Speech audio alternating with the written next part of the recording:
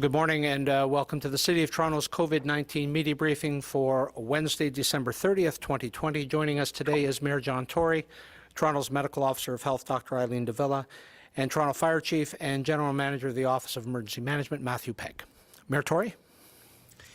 Well, good morning. I know the Christmas that many of us just celebrated was a different Christmas than in years past, but it was what we had to do in order to ensure that we have a better 2021. The threat of COVID-19 remains very real. That is evidenced by the record high daily number of new cases reported yesterday and again today, as Dr. de Villa will outline. Since our last update, just before Christmas, more than 4,200 people in our City of Toronto alone have tested positive for this virus, and in the 6 days from Christmas Eve to today, 78 people have tragically died right here in the City of Toronto due to COVID-19. Imagine losing a loved one at Christmas. 78 families in Toronto had to endure that this year, and we extend condolences to all of those grieving families. We are still far from gaining the upper hand with this deadly virus, and we have another chance to show how much better we can do at following public health advice with the upcoming New Year's Eve and the weekend to follow. Thank you to the residents who did the right thing and stayed home this Christmas and are continuing to stay home as much as possible this week and over the coming weeks. But the bottom line isn't as happy. We, as individual residents of the city and as families and friends of one another, we simply have to do better. Special thanks are due to our frontline and essential workers, many of whom worked for us and with us and supporting us over the holidays.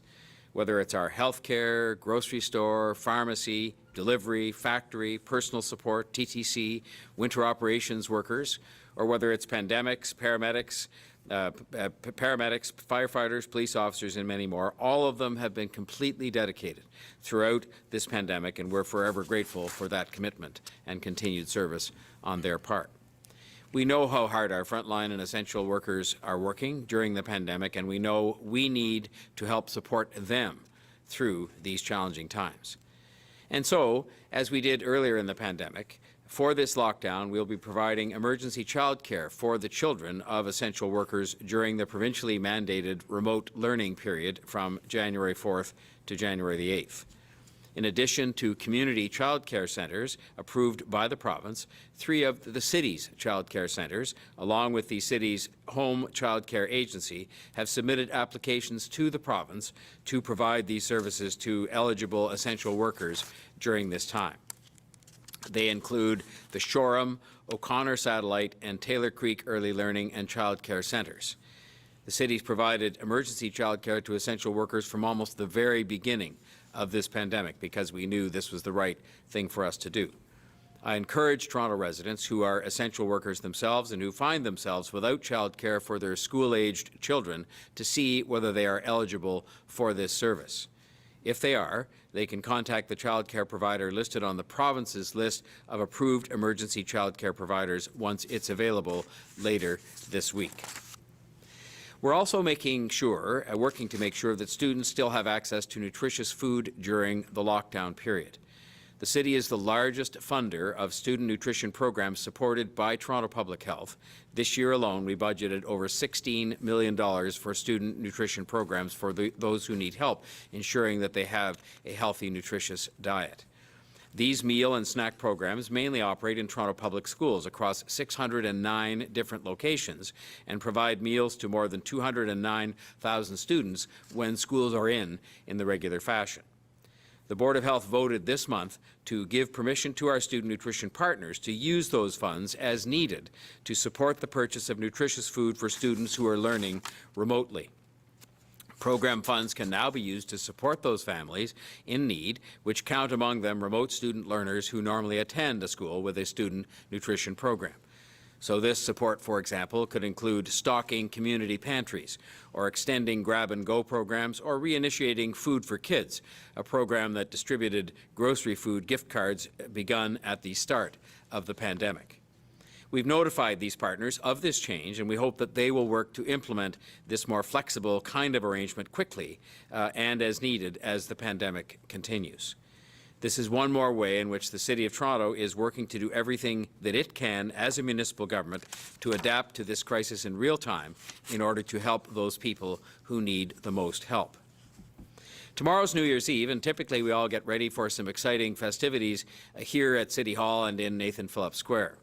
This year, like a majority of our holidays, celebrations will have to be different. And sadly, in line with public health advice, there will be no celebration in Nathan Phillips Square. We're encouraging people to please stay home, do not go to house parties or host house parties involving people that you don't live with. Surely, the thousands of new cases and dozens of deaths in recent days will convince even the most enthusiastic New Year's Eve partier that the price to be paid for that partying just isn't worth it for anyone. We must make 2021 a better year, and it starts with how we handle the next holiday, marking the beginning of that new year, starting tomorrow night with New Year's Eve and New Year's Day itself and the weekend to follow. Stick strictly with ringing in the new year with your household and virtually with friends and family.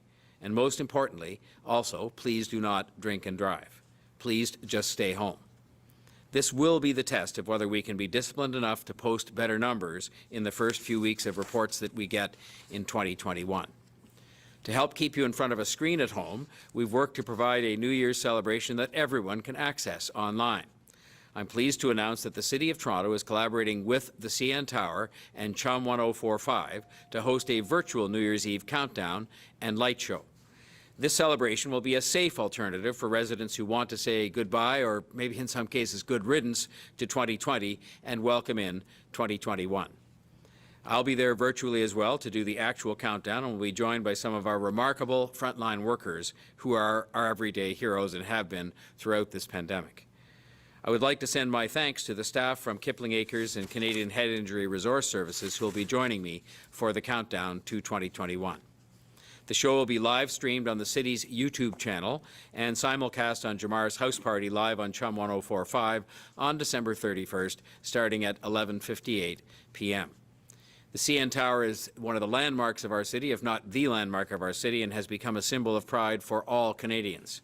And it will shine bright on New Year's Eve with a spectacular light show featured also in TVO's New Year's Eve event from Ontario with Love. That's on TVO. It's called A Celebration of Hope. That 90-minute event, featuring incredible performances, storytelling, and fireworks, will start at 10:30 in the evening on TVO, the TVO YouTube channel, and at thestar.com. As we approach the new year, I do want to take the time to thank those who played a big role in moving our efforts forward and helping us spread the message via our daily COVID-19 media briefings. These briefings would not be possible, especially in a lockdown environment, without the hard work and dedication of staff who are behind the scenes, managing the logistics of ensuring that myself, Dr. de Villa, Chief Pegg, and members of our public service team can speak directly to all of you and to try to answer as many questions as to what's going on as we possibly can. I'd like to take the time to properly thank everyone who's been part of these media briefings as we reach the end of the year. A special thanks go to Global News and Chris Dunseith, who has been here throughout the pandemic to broadcast our briefings for all of the media outlets. Thank you to all of the reporters who have worked diligently to cover these updates and to ask questions on behalf of their viewers and readers and listeners and all Toronto residents. The work that the media does is a public service. It has helped us to raise awareness around the public health guidelines and the numbers and the progress and services and the different programs that are available and ensure that we remain accountable to you during this emergency. To our City AV and broadcast team, Craig Adams, Paul Lee, Markham Einherson, Nick San Juan, and Mike McGuckin, also many thanks. As well to Brad Ross for moderating these media briefings, and to his entire team, which has supported us through all the different briefings. You know, whether it's Cafe TO, Active TO, Shop Here, Digital Main Street, the COVID Equity Action Plan, and all of the continuing day-to-day and emergency services that have been kept going by the city throughout, none of this would be possible without our city staff, who continue to answer the call during the pandemic and then some, and who also deserve our sincere thanks. And the core team here, if I can call it that, the core team that's come to all these briefings, which is Dr. de Villa, of course, as our Chief Medical Officer of Health, Chief Pegg, and Board of Health Chair Joe Cressy, who's been working very closely with us. We have worked as a team, and we've tried our best at all times to do the right thing. To our interpreters who have had to put up with, certainly me as a fast talker, and I'm not sure about the others, I'm probably the worst offender, but Sarah Stadnicki and Glenda Messier and the team at Canadian Hearing Services help make sure that we can get the word out to everybody. And I want to make sure that we thank everybody from one end of the city to the other who are the residents who have helped to make this a team effort. You know, we still have some work to do, but it has been a team effort to get us to the stage where we have done better than we might have done had it not been for the team effort that everybody's been put in. This has been a tough year, the year just coming to an end, 2020, for people all around the world. But I'm hopeful that 2021 will be better. Sometimes I say that it couldn't be much worse, but I'm hopeful that it actually will be better. This city has the right stuff, and it has the right people to beat this thing. Every single thing that made Toronto the envy of the world is still here. Most of all, that caring about our city and that caring about each other, which will be the key elements in making sure that we govern ourselves accordingly in the coming days. Caring about each other and caring about our city means following public health advice, staying home, wearing masks, avoiding crowd scenes, only being with people that we live with. Things will get better because we have a vaccine and because we're working at the city to make sure that we're ready to support the provincial vaccination efforts when it comes time for the general public to get vaccinated. But things need to get better even before that. And I know that especially over the New Year's period, we have the will and we have the ability to make that happen. While I will have a more formal New Year's message on Friday, may I take this opportunity to wish each and every person who is resident in the City of Toronto and those beyond who see these briefings a very happy New Year, a better New Year, a healthier New Year, one that I know holds out great hope and can bring great promise, and we just have to get through a continuing difficult period in the meantime.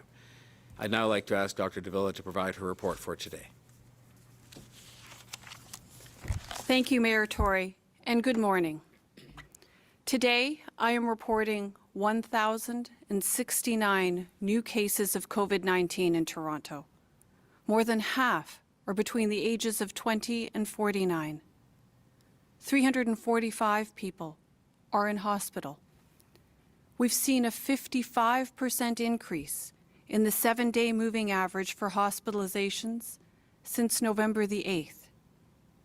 92 people are in the ICU, and sadly, 4 people have died. Today's case count figure is a record high for the 2nd day in a row. Today is the 4th record high this month, following 957 cases yesterday and earlier record highs announced on December 16th and December the 1st. Toronto's case count since the start of the pandemic now exceeds 60,000. The level of infection is such that every neighborhood in Toronto meets the province's criteria for red zone designation. In the most recent data, from December 14th to the 20th, 21% of our respondents to our online case survey reported gathering in a private home and with people who weren't members of their household. Our fear is these results, in fact, underestimate the degree to which people were mixing over the holidays. I last reported to you in person on December 23rd.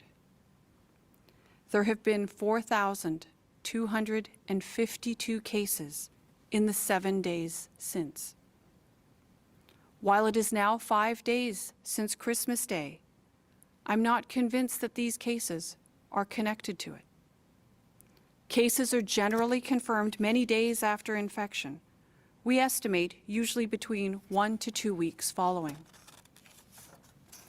In this context, I have 3 key points to make.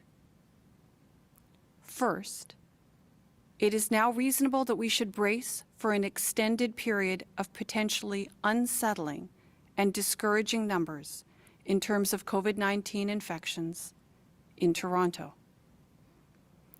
Second, early next week, Toronto Public Health will announce additional actions meant to reduce risk associated with COVID-19 in workplaces. These steps by Toronto Public Health are meant to create as much distance and safety as possible, while respecting many people need to work and many businesses are rightly permitted to continue operations in order to provide the goods and services we all need in daily life. Thirdly, for all of us, we have no choice but to resolve to keep apart as much as possible to limit further spread at these levels or at any level. It is possible, but it requires resolve, patience, and belief. We can make the virus level decline. Right now, that may seem hard to believe. The news during the holidays has focused on two stories: vaccines and the variants of the COVID-19 virus that have emerged elsewhere in the world and are now being identified in many countries, including ours. Viruses are always changing. While we take nothing for granted, the scientific and medical communities anticipate changes in the structure of a virus and its ability to spread. Science also has important insights into COVID-19. The indications are that the vaccines as developed will remain effective against the virus, or that if it somehow becomes necessary to adapt the vaccines, that can be done.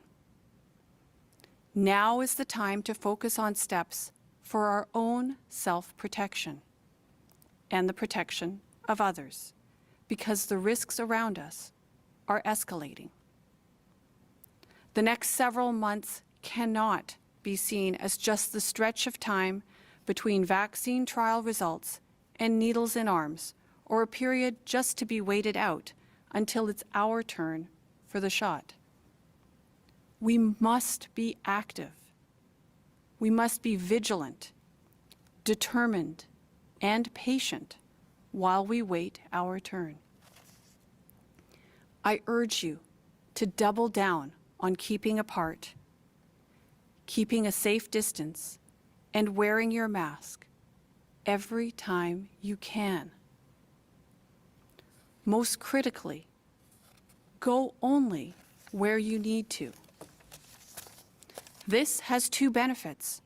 First, it keeps you apart. When you are apart, you face the least amount of risk. Second, it protects others, because there are always people who have no choice. They have to be out. But when you can stay home, do. The fewer people we have mixing at this point is perhaps the most important defense against COVID-19 that's under our control. We will need to believe that we can change things and act like it in the next few weeks, particularly if we have to get through a period of discouraging case counts. We should prepare for those numbers. We should act to make certain that they will come down. It is our only choice, and it is never too late to make it. In all of us lies the capacity to begin turning these numbers around. It isn't impossible, and it won't be easy. We need to be clear on that as we enter the new year. However, it can be done, and we can do it. It isn't a question of if. We can. But we have to earn this one.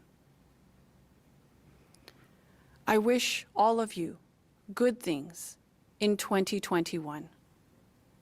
Please be active, vigilant, determined, and patient, and let us unite to put COVID-19 behind us. With that, I'll now turn it over to Chief Pegg to deliver his remarks. Thank you, Dr. de Villa, and good morning. The enforcement of public health-related regulations has been a top priority for the City of Toronto since the outset of COVID-19. Our coordinated enforcement teams have been working diligently to enforce the regulations relating to COVID-19. The City has taken formal enforcement action 1,795 times to date in response. Since our last update, our enforcement officers have continued to monitor compliance with the Reopening Ontario Act. As a result of violations of the Reopening Ontario Act, 33 charges were laid and 21 notices were issued against owners and operators of entertainment establishments, personal service settings, a badminton centre, restaurants, bars, and retail stores. Additionally, 13 charges were laid and 93 notices of violation were issued as a result of large gatherings on private property. This included a liquor establishment, a rental property, a gaming house, and gatherings on private property and inside private residences. Toronto Police also responded to a protest, resulting in one charge being laid. Unfortunately, we continue to experience issues with respect to the use of outdoor ice rinks after hours. In response, we have increased the number of paid duty police officers and corporate security personnel assigned to outdoor rinks to assist in preventing issues and protecting health and safety. Toronto police officers were engaged and assisted in dealing with these issues, resulting in 19 charges being laid under the Trespass to Property Act. We are also responding to issues and concerns relating to the use of closed ski and snowboard hills for various activities, including tobogganing.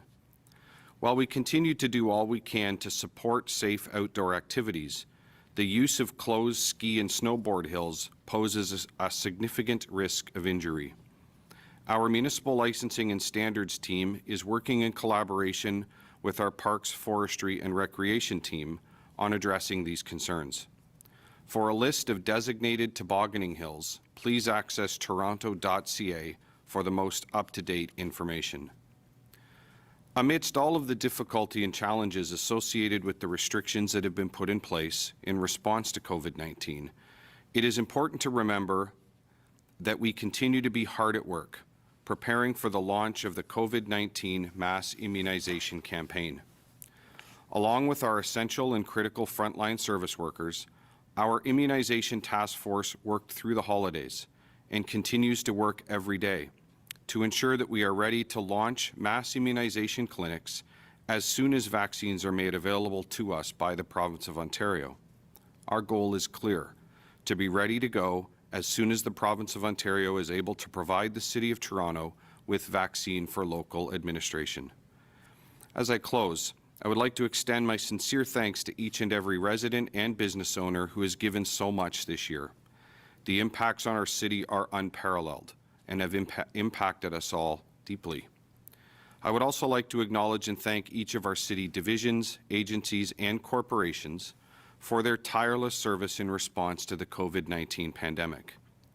It still seems surreal to report that today marks the 295th continuous day of Emergency Operations Centre activation. This has been a year like no other, yet I remain confident that we will get through this together. I wish each of you a happy, healthy, and safe New Year, and all the very best for 2021 as we all put COVID-19 behind us once and for all. Thank you. Thank you, Chief Pegg. We have a number of senior staff on the line should you have specific questions. And to our reporter friends, please remember to unmute yourself before asking your question. And first, we'll go to Lucas Meyer from News Talk 1010. Hi, Lucas. Oh, hi there. Thanks so much for taking my question. I hope you're all safe and have a happy new year. I'm sure my colleagues will have many questions about the numbers, but Mayor Tory, I just want to follow up on your comments this morning about Minister Phillips calling it a mistake.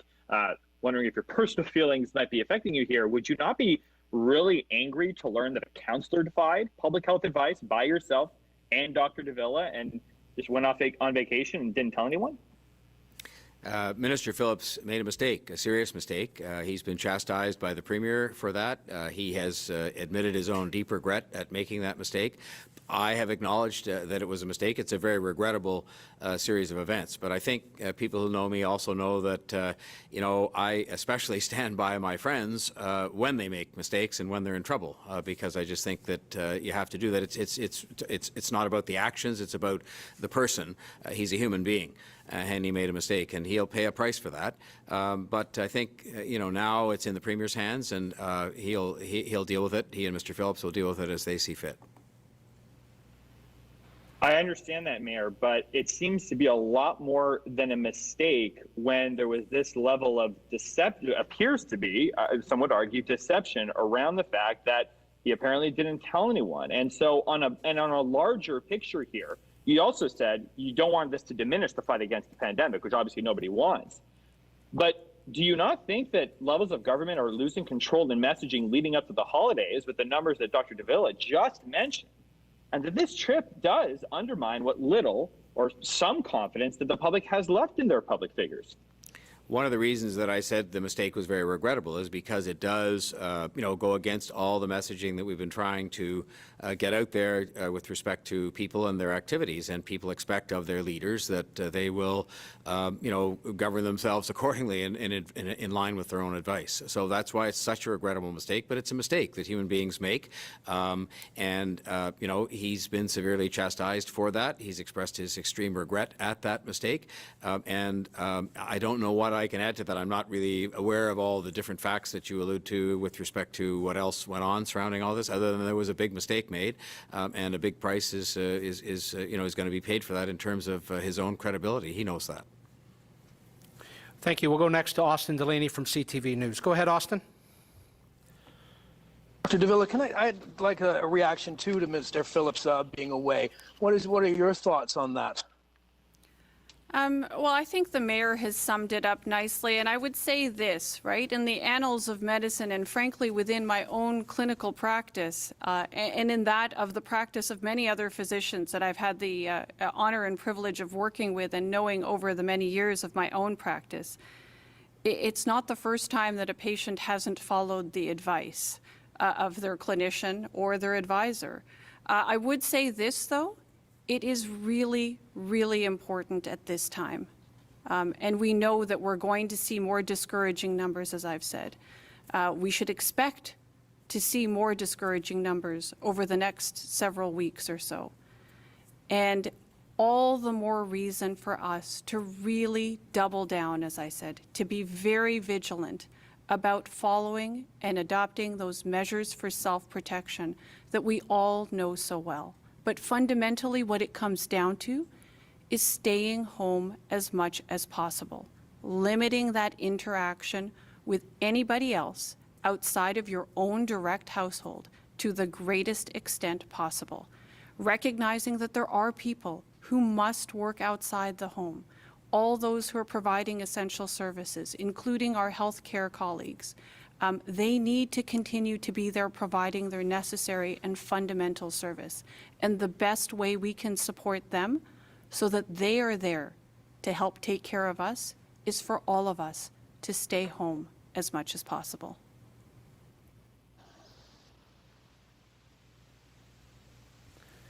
Austin, if you have a follow-up, you'll need to unmute. A follow-up, thank you. To the doctor as well, and also to Mayor Tory, the AstraZeneca vaccine that's been approved in the UK, 70% effective.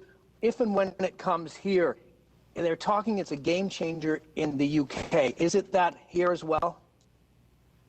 So why don't I start off with that, Austin? I think vaccines in general are game changers. Certainly very excited to hear about yet another vaccine being approved in the UK, albeit.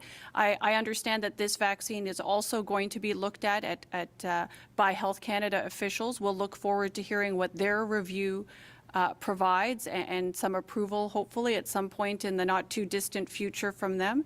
But I think that there's a lot of promise with respect to vaccines. The issue, of course, is what can we do at this time until it is our turn to receive our vaccines. And you know what that is. It's going to be about staying home as much as possible, really watching distance, wearing masks whenever you can, as much as you can if you have to be outside of your home, and washing your hands. Again, all these good practices are the best things that we can do to protect ourselves, to protect others around us, and see us through to the time that we can actually get those vaccines out there and administered to all of us. I will only say to you, I think we have two jobs to do. The first is to get to the day on which that vaccine and all the other ones are available to us in adequate supply, and that is in the hands of the other governments, and we're looking forward to having that supply as soon as possible. And secondly, is the minute it's here to be ready. And Chief Pegg has been heading up an immunization task force, which met yesterday to update on its progress in putting those arrangements in place. And I will just say a lot of hard work is being done to make sure the City of Toronto will be ready to play its part under the ultimate rules set by the province and the federal government when the time comes, which hopefully will be as soon as possible. But in the meantime, as Dr. de Villa said, and as we've all said here today, we have our own work cut out for us, leaving the vaccines to one side to make sure that we get there with the numbers beginning to improve absent a vaccine. And I think we can do that if we stay home and wear masks and avoid crowd scenes, avoid entertaining people that are not living with us. These are the things that we have to do to get the thing, to keep it in hand while we wait for these vaccines to be available to us. Thank you. We'll go next to Christina Tenalia from CP24. Go ahead, Christina. Hi, everyone. Good morning. Dr. de Villa, you just mentioned that people here in this city, that it's reasonable that we should brace for an extended period of unsettling numbers. In saying that, how long should the current lockdown last? Not only the province-wide lockdown, but the one currently, of course, in the City of Toronto, which began before the province-wide lockdown. Hi. Austin. So, Hey, how are you? Oh, I'm okay. Sorry, just one second. Can you just mute Austin? Thank you. Sorry, go ahead, Doctor. Sorry, Christina. So you were asking questions around how long current restrictions should be in place, and I think that those decisions need to be made as we see what actually happens in respect of case counts and what sort of impact we have with the restrictions in place. That has been our practice all the way through the entire course of the pandemic. Observing what actually happens on the ground, understanding what our situation is, what our epidemiology looks like, and making reasonable decisions premised on those data. So that I think you can count on for the rest of the pandemic, and in the weeks and months to come. We will continue to provide you with the data as they become available, adjust our actions in accordance with those data, and make sure that we're informing you as to what actions we're taking and why. And give you our best sense as to, what kind of impact we're seeing those actions and restrictions are having. My next question is for Chief Pegg. Chief Pegg, yesterday, General Hillier mentioned that he has chatted with you, of course, and it was just noted that you were part of a meeting on the vaccination rollout yesterday. A few questions, if you could give us, frankly, just to be fair to my colleagues, a bit of insight as to the rollout in Toronto. When we look at mass vaccination sites, are we talking about more, mass vaccination sites or pop-up sites located in priority neighborhoods? Is the focus going to be people making an appointment at their pharmacy or at their doctor's office? And on that note, the federal government is hoping to start vaccinating Canadians in April, but General Hillier says mainstream Ontario won't be able to receive the vaccination until July. Is there a chance that could move up? Sure. So a couple of questions there. I'll do my best. First and foremost, the goal and in fact the single objective of our immunization task force is to make sure that we are ready to begin administering vaccines, to put in needles in arms, so to speak, without any delay and immediately upon vaccine being made available to us by the province of Ontario. As you've heard General Hillier say a number of times now, the actual timelines with respect to the availability and the delivery of those vaccines is still fluid. And at this point in time, we have not received any specific confirmation or any confirmation whatsoever, actually, with respect to when that will be. Having said that, we have been planning now since November. There is a very dedicated and robust team that has been working nonstop on ensuring that our plans are in place. Our plans, at some point, I expect in the near future, we'll be able to provide some additional detail and give you the construct of what this looks like. But at this point, suffice it to say that we are developing a plan that will include a number of distribution methodologies, and that will undoubtedly include distribution or actual administration sites. There will be mobile capacity. There will be priority neighborhood deployment and prioritization. So a number of things are being planned. It is a very complex operation, but one that I would say is well in hand. And I'm very, very proud of the fact that our task force continues to work as hard as they are and continues to really stay ahead of this curve. I am in regular contact with General Hillier. In fact, he and I spoke specifically with respect to immunization task force planning on Christmas Day and on Boxing Day and every day since, including this morning. And immediately prior to this press conference, I was involved in meetings with the province. So very much ongoing. We are in a good place, and as I say, as those plans firm up and as we get more concrete and more firm details from the province, we'll be in a position to provide you with a more comprehensive picture as to what the rollout will look like in our city. Okay, thank you. We'll go next to John Chidley-Hill from the Canadian Press. Go ahead, John. Good morning and Happy New Year to all three of you. My first question is for Dr. de Villa. Doctor, you're speaking about another surge in numbers, and I'm curious, what is Toronto Public Health doing in terms of bracing for that surge, in terms of staffing, maybe reorganizing of hospital wards, even creation of field hospitals? So, John, first and foremost, when it comes to healthcare services and healthcare provision, things like hospitals and clinical care, that's actually within the provincial jurisdiction, as is all of health care per se. When it comes to public health, what we have been doing here at Toronto Public Health since the beginning of the pandemic, and we will continue to do this throughout the course of the pandemic, is adjust our resources to the changing circumstances as we see them. So there is a constant assessment of what we're doing, whether there are opportunities for greater efficiencies, resources that can be put from one place of the organization or one part of the organization to another with changing circumstances. And I'm sure that this happens within healthcare as well, although that's not within our jurisdiction. This is just, I think, good, responsible practice in terms of running an organization and responding to a rapidly evolving situation such as the pandemic has presented over the course of almost the last year now. And I guess this question is really for all three of you. How frustrating is it that the numbers continue to surge, and it seems like there's at least one segment of the city, one segment of the population that has ignored requests to stay home and to stay isolated and to avoid public gatherings?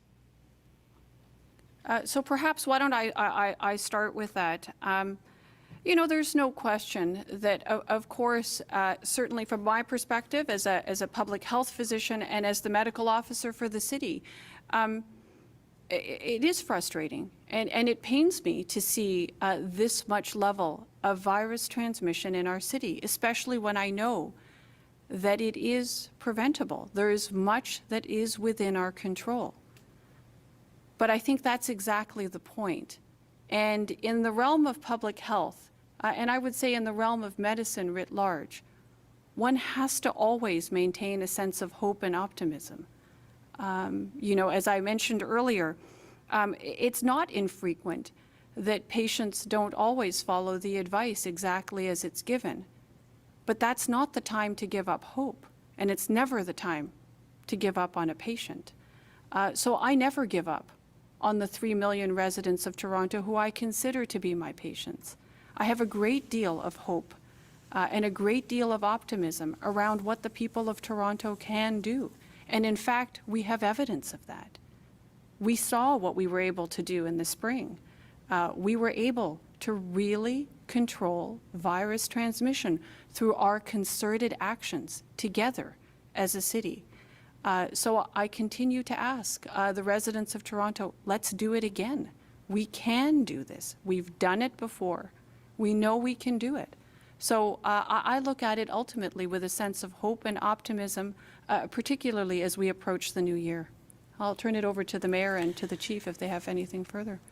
I just want to underline the words that Dr. de Villa just spoke, and to say something that I've learned from her and from her team in the analysis they provide to us, which is that there may be people across the city who think somehow this is not their problem or it's not happening in their area. And Dr. de Villa pointed out this morning, there isn't one neighborhood in the entire city of Toronto that isn't in what would be described as the red zone based on the provincial numbers. So this is a problem across the city. Therefore, it's going to require a solution or an approach taken by everybody across the city.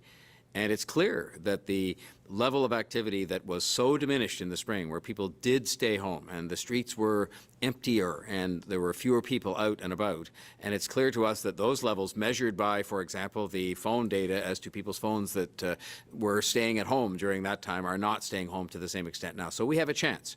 We have a really good chance on New Year's Eve, New Year's Day, and over the weekend and beyond during this lockdown period, which is miserable for a lot of people, including businesses, to show that we can do what we already showed we can do in the spring.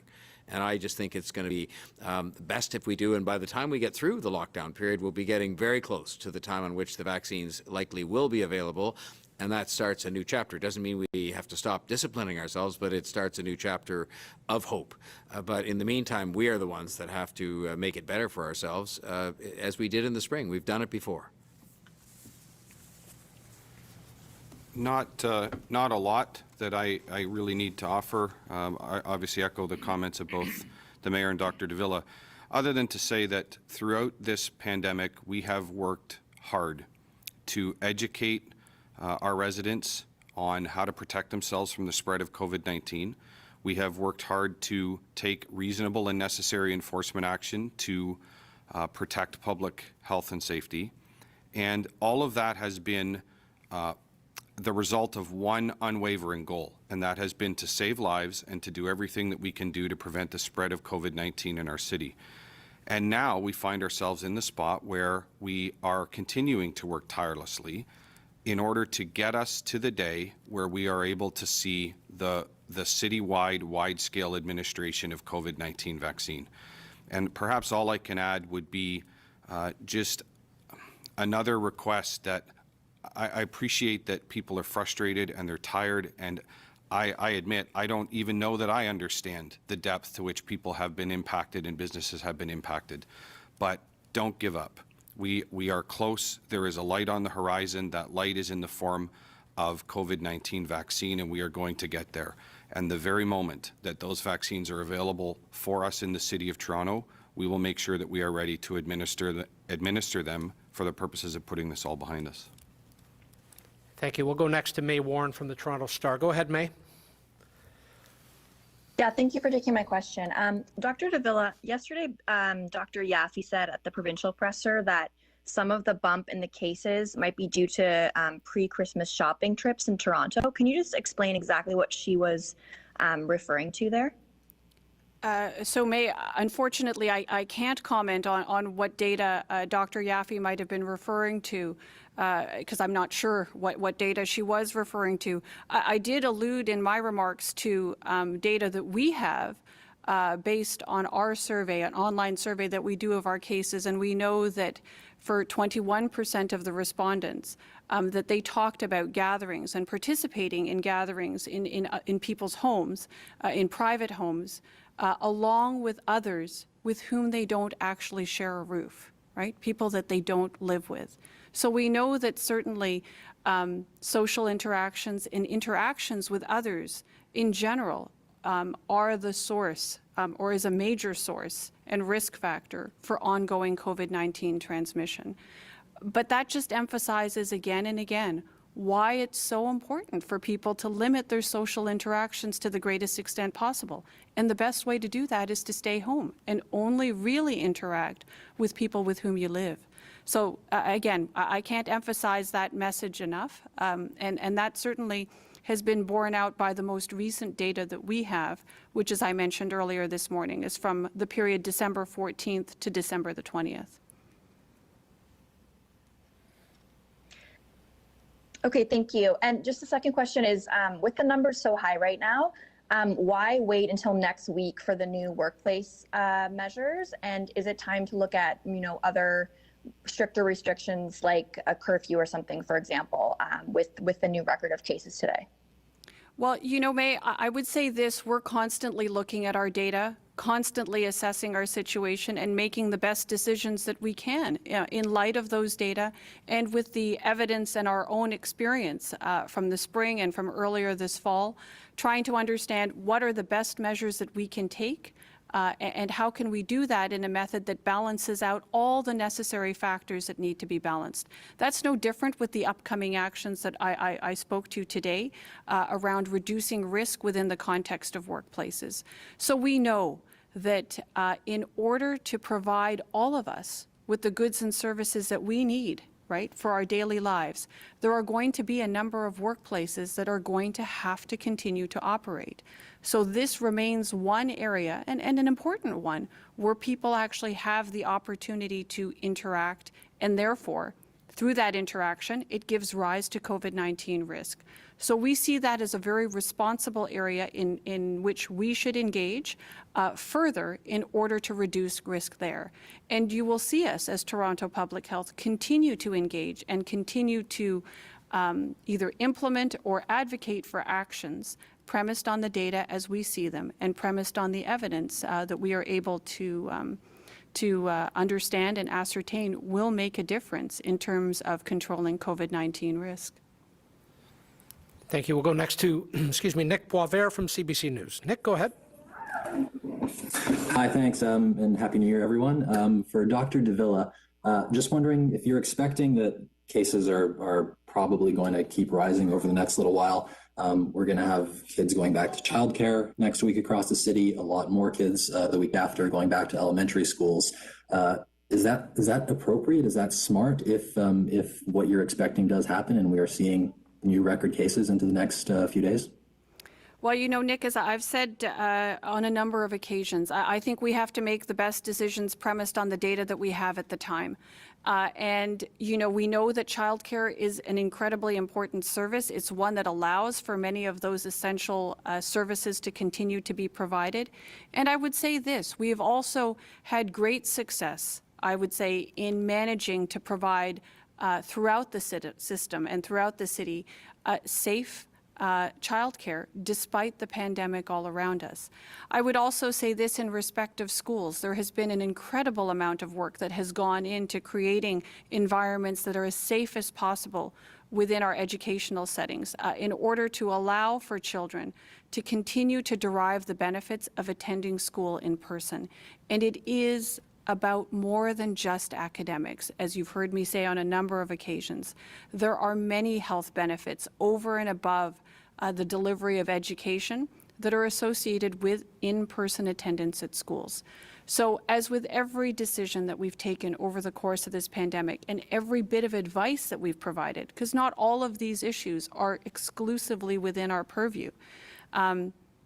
So for those where we've provided advice, or those where we've taken the decision, we are constantly looking at the data and trying to provide the best way forward, the best way that balances out all the risks and benefits, being very mindful of, yes, controlling COVID-19, but also recognizing that health is about more than just controlling COVID-19.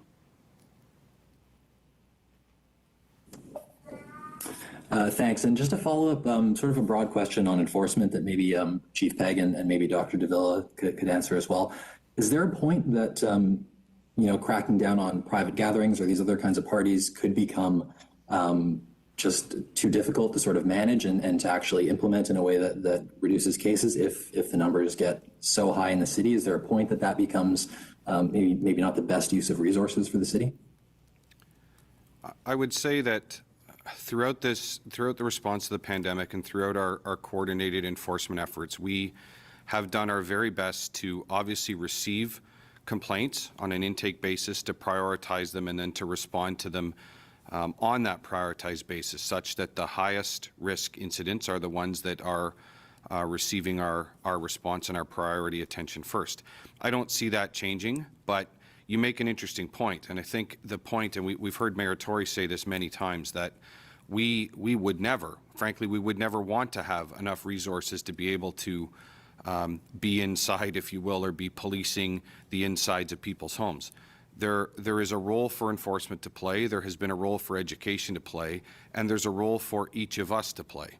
And that role on an individual basis is for us to make the decisions and make the choices that protect safety, that prevent the spread of COVID-19. And unfortunately for us right now, that means making choices that include not socializing with people that you don't live with, not hosting gatherings, not attending gatherings that someone else chooses to host, and to stay home as much as physically possible. So at this point in time, we have no plans to amend our enforcement strategy. We will continue our coordinated enforcement teams, obviously with municipal licensing and standards, Toronto Public Health and Toronto Police. We'll continue to respond to prioritized requests as they happen. Dr. de Villa? You know, I think the only further comment I would add to that, and I've already said this, and has the mayor as well, he has also remarked on this. I think when we look back at our experience over the course of this entire pandemic, you know, we've done this before. We have actually successfully managed to reduce the spread and transmission of COVID-19 in our community. And we've done so without necessarily deploying a very heavy hand. So, you know, I look to the residents of Toronto to do their part, once again, as we know they can, because they've done it before. So it is within the realm of possibility. We can absolutely do this. So, you know, stay home as much as possible, limit your social interactions such that you really are only interacting with those with whom you live. It is temporary, it is difficult, but it is doable, and it's what's needed at this time. Okay, we'll go next to Jason Chapman from AM 640. Jason, go ahead. Thanks, Fred. Mayor Tory, the question's for you. Since you were asked earlier in the news conference about Minister Phillips, you used the words that he made a mistake, and that's why you're forgiving him, and everybody makes mistakes. But I'm watching in real time, Mayor Tory, the reaction roll in. People are saying that it's not that he made the mistake, it's that he tried to cover it up. It's that he used social media to make it look like he was here. And the comments are very clear, Mayor Tory, that everybody else made the sacrifices that the minister asked us to make and looked like he was making. So it's not that he made a mistake, it's that he lied about it. So I want you to just sort of react to the comments that are made, people saying we stayed away from our loved ones. From my host, Greg Brady, who said that, you know, his father-in-law is in a nursing home. He can't visit because he's not one of the people who's allowed to go visit. And, you know, it's one thing to make a mistake, but it's another thing to try and cover it up. So your reaction to those comments, Your Worship. Well, whatever the elements are of the mistake, I said it was regrettable. The whole thing is regrettable because it also gets us into the realm here of people in public life and in public office who are expected to set an example, all being called into question because of what's happened here. So it's regrettable, and it was a big mistake, and I can't speak to all the elements of it because I'm not familiar with them. I just know that, you know, he was in a place where he shouldn't have been, and he's acknowledged that, and he's coming home to get back to work. So, you know, I'm not defending any of the actions. I'm defending the human being who I know, who's been a good partner for Toronto, and the whole matter is now in the hands of the Premier and Mr. Phillips, and they'll deal with it accordingly. But it's just regrettable in every single respect, and there's nothing more to be added, I don't think. Well, if I could, what do you make about the social media posts that made it look like he was here for Christmas? I haven't seen those, so I can't really comment on them, but I think at the end of the day, you know, if you look at the entire chapter taken as a whole, whatever all the elements of it may be, if Mr. Phillips had it to take back, if the Premier had it to take back, if I as a person in public life as well had it to take back from the standpoint of us all having to answer for these kinds of things, I think we'd all take it back, the whole thing. It's deeply regrettable, and it has caused a whole discussion to be taking place when in fact we should really be focused on, you know, what we can all collectively do to make sure that the numbers get better by following public health advice. So it's just completely regrettable in every respect. Thank you. We'll go next to Alison Martel from Reuters. Alison, go ahead. Thank you. Dr. de Villa, if I understood correctly, Dr. Yaffe said yesterday that once Moderna doses arrive, public health units will take the lead in running vaccination across Ontario, beginning with long-term care. Is that your understanding? Sorry, Allison, I think you, Repeat that, Allison? yeah, you we cut dropped out. off a bit. Sorry about that. Can you hear me now? Yes, go ahead. Okay. Dr. Yaffe said yesterday that once the Moderna doses arrive, public health units will be taking the lead in running vaccination across the province, beginning in long-term care homes. Is that your understanding of the next step? So, with respect to your question, I can't speak to the rest of the province. I think the circumstances vary a great deal from one jurisdiction to the next. I would say this, however.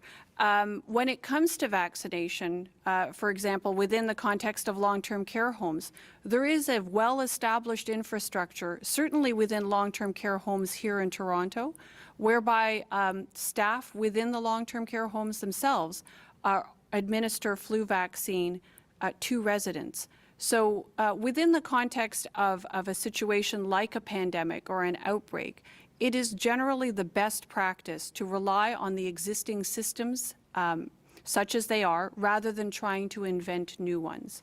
So while I think one always has to be ready to adjust and change and, adapt one's response depending on what the circumstances are, I think you can expect that here within the City of Toronto that we will make the use of the existing infrastructures and the existing systems to the greatest extent possible, because that will provide for the most effective and efficient administration of COVID-19 vaccine in long-term care homes. Thank you. How will you select the first homes for vaccination? So there are a number of different, criteria that are necessary. Clearly, you're going to want to look for, and we are looking at such things as, is there an active outbreak that's going on right now? That would certainly complicate issues. So you're trying to look for those opportunities where the vaccine can be delivered most effectively and efficiently. And an outbreak will be one of those things that will certainly hinder the ability to deliver vaccine quickly and in an expeditious manner. Beyond that, I think part of it is making sure that the staff is ready to do so, that the infrastructure is ready, willing and able to do so in a time frame possible, because what we're trying to do is to put vaccine into people's arms as quickly as possible. So I think there are a number of different logistics concerns as well that will come into play as we work with our partners throughout the system to deliver those vaccines in the most effective and efficient manner possible. Okay, thank you. And the final question is from Malia Sheikh, from City News. Malia, go ahead, please. Good morning. My question for you guys is, clearly people are gathering right now, and with it being New Year's Eve tomorrow, are there any plans to increase bylaw officers, do checks in neighborhoods to see if there's, vehicles outside of homes, because clearly people aren't getting the message and are still getting together? Our plans coming into the New Year's Eve and New Year's Day celebrations will largely remain unchanged. As I explained before, our coordinated enforcement teams have been in place now throughout the response to COVID-19, and those procedures will continue. We will continue to receive or be made aware of public health and safety concerns via 311. Those complaints will be received, they will be triaged, if you will, or prioritized, and then our teams will respond to them on a prioritized basis. So I think our residents can expect to see the same, very similar, if not the same level of response that we've seen throughout the response to COVID-19. That's what can be expected over New Year's Eve and New Year's Day. And I just hope that we're going to see people continue to make good choices, and even increasingly so, make good choices. We would all love to be standing right here in Nathan Phillips Square enjoying a large celebration. That obviously isn't going to happen, as we heard Mayor Tory said, and for good reason. But we need to make those good choices. Our enforcement teams will be engaged and will respond on an as-required basis alongside, of course, MLS, Municipal Licensing and Standards, Toronto Public Health, and Toronto Police.